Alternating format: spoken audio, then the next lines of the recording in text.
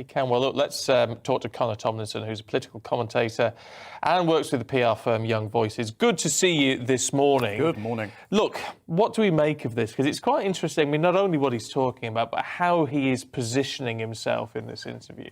Well, it does lend less credence to the theory that he was such on death's door when he made the COVID policy that he rushed into it. And so he took, quite uncritically, the advice of SAGE to immediately institute a lockdown, even when the graphs before the first lockdown, second and third, were cresting the curve and case numbers were actually coming down before we went into lockdown. Most people said, oh, he was so scared by his experience with COVID. And he, obviously, he was still quite ill with it. But the idea that he wasn't on a ventilator when the majority of people that were put on ventilators were on death's door, it does mean, OK, it's not that it wasn't quite as bad as we thought, but it does mean that perhaps he wasn't staring down the barrel of mortality quite as much when he locked us all in our homes. It depends what you call a ventilator, of course, doesn't it? I mean, there's the big full deal ventilator where we've heard some patients had to be put on their stomachs and were clearly everything was having to be done for them. They couldn't breathe on their own. But the other sort of ventilator that maybe the Prime Minister did have is one of those full face ones where it helps you, but it doesn't actually do the breathing for you. We don't really know from that, though. But he does appear to be wanting to come over as a strong Prime Minister now. You know, illness is behind us, COVID is behind us, now we've got to get on with what needs to be done. Well, that was the Maggie Thatcher comparison. He's definitely trying to position himself as what at least the internal apparatus of the Tory party see as a golden age, where they had a 10-year electoral victory. I mean, he said he wanted to be, the new record Prime Minister at one point. He said that when he was talking about, Maggie Thatcher actually closed the coal mine, so she would take really strong action on fossil fuels too. And we've seen how pretty much, I'm partly in the environmental policy sector as well, and the energy strategy's kind of gone down like a lead balloon in regards to bringing down energy bills. So we can see that's been an unpopular policy. Now he's saying, Maggie Thatcher would have dealt with COVID the exact same way I did. I think, Hugh Grant's joke about Maggie Thatcher in Love Actually was a bit more of a flattering comparison than Boris saying, I'd do the same thing as Thatcher did, because I don't think she would have acquiesced to the teachers' unions. I don't think she would have uncritically accepted SAGE. She had a science degree from Oxford, for example. So I don't think Boris can really position himself as having the same strength as the Iron Lady when, he's turned on X amount of policies himself. Well, he always conjures up the image of previous great Tory Prime Ministers, doesn't he? I mean, he often talks in a very Churchillian sort of style, and by bringing up Margaret Thatcher as well, he is trying to come over very, very strong, which is, I guess, what a lot of people think we need at the moment. However, is he going to reshuffle his cabinet and get rid of Rishi? I'm a little bit conspiratorial on the Rishi story because obviously we saw people making mutterings of, that photo was taken from number 11 with one of the original Downing Street Party ones. So I think there's been a lot of internal discord between Rishi and Boris for quite a while. We saw the battle on lockdowns. Apparently Rishi didn't want to do so.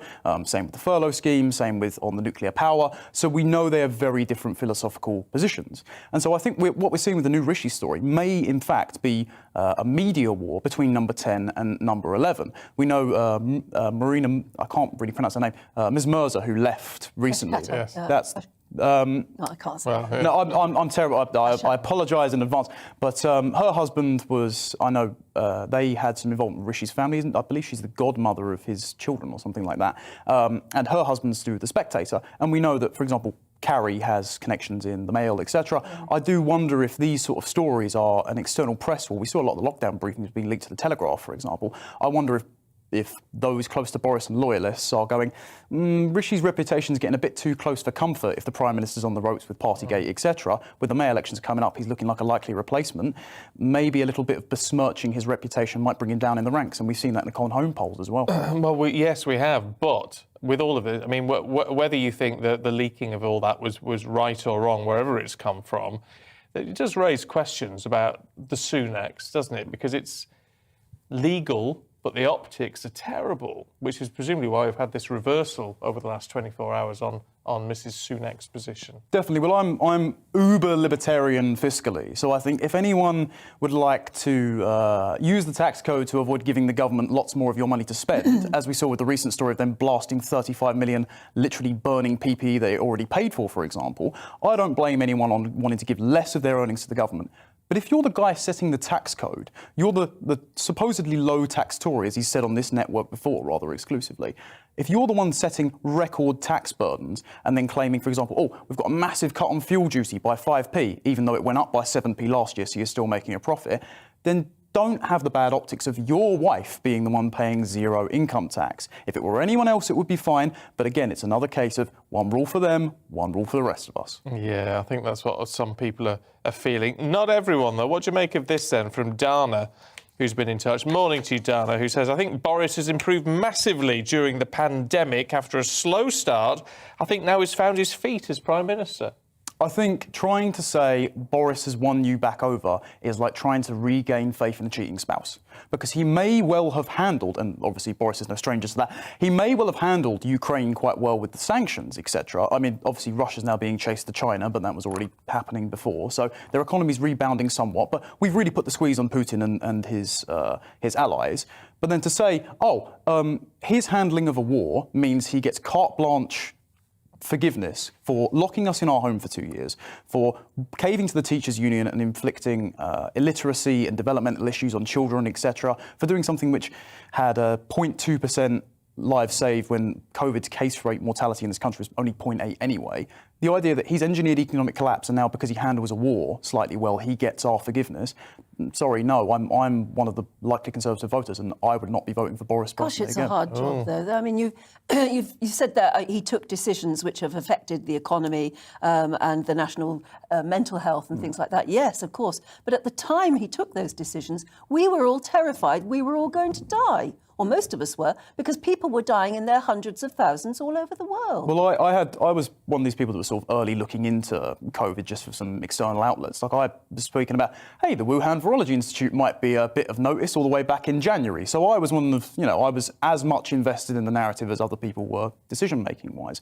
But number one, philosophically, the government should not have that level of control over our lives. Because if they can say one emergency is the reason to lock you in their houses, well, if another party comes in and they decide that, like Mark Drakeford said, we should have a curfew on men for misogyny, that's a horrible precedent. And then they already had... It's not the same, though. This was a virus that spreads if you go out and breathe on people. And so the only way to have any form of control over it was literally just to go into lockdown and stop until we knew more. But they didn't work. The Johns Hopkins study's even done a meta-analysis saying it saved 0.2% of lives, if that. And that was based on the with COVID statistic, not the 17,000 people that died only of COVID from the ONS.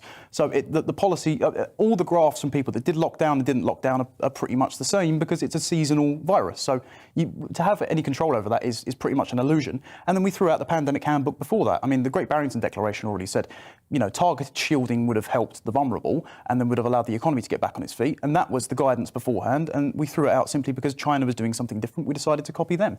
I don't think it's fair to say he made the right call. OK, well, look, interesting stuff. Connor Tomlinson, thank you very much indeed.